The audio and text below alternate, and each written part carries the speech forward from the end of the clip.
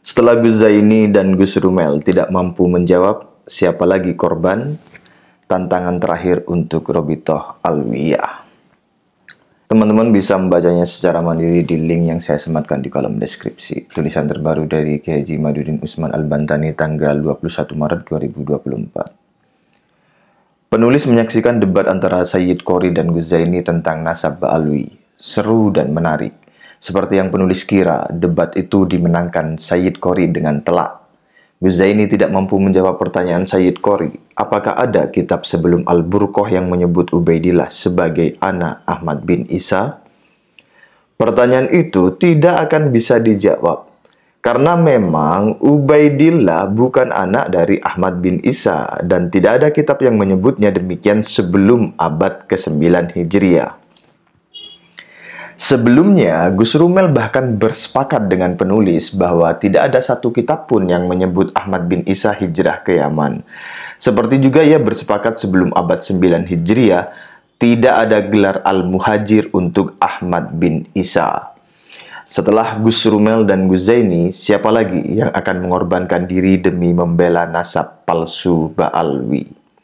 Siapapun yang berusaha bermain-main dengan retorika untuk menutupi keterputusan nasab Ba'alwi akan terjerembab ke dalam dua kondisi pasti. Pertama, mengakui dalam hati bahwa memang tidak ada sumber sezaman yang bisa menjadi dalil bahwa nasab Ba'alwi sahih.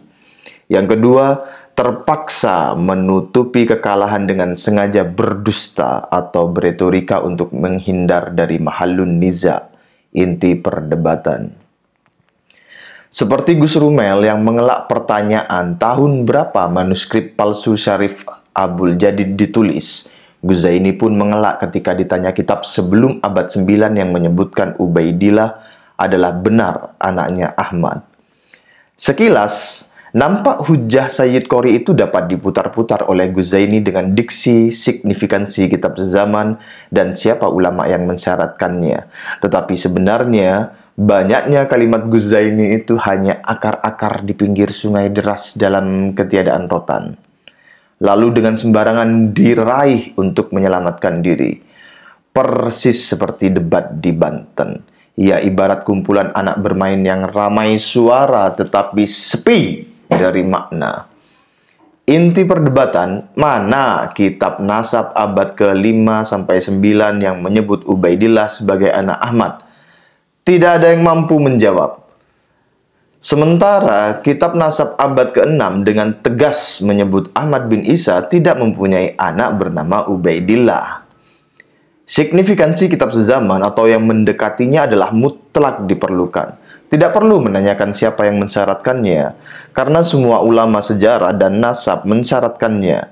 Kitab-kitab yang dikutip Gus Zaini itu mensyaratkan kitab sezaman, tentu jika dibaca dan difahami dengan bacaan dan pemahaman yang benar. Terlepas dari semua itu, perdebatan bukan dengan personal Ba'alwi tidak terlalu signifikan. Apalagi seperti Gus Rumel yang setelah debat kemudian disclaimer bahwa ia berdebat itu tidak mewakili Robitoh Alawiyah. Oleh karena itu, penulis dalam kesempatan ini kembali mengajak organisasi RA untuk berdebat dengan penulis tentang 12 pertanyaan yang telah penulis layangkan. Tidak seperti di Banten yang banyak pembicara, debat ini hanya dengan penulis saja. Siapkan seorang wakil RA untuk berdebat dengan bermartabat dengan penulis. 1 lawan 1. Penulis Kiai Haji Madudin Usman Al-Bantani. Terima kasih. Wassalamualaikum warahmatullahi wabarakatuh.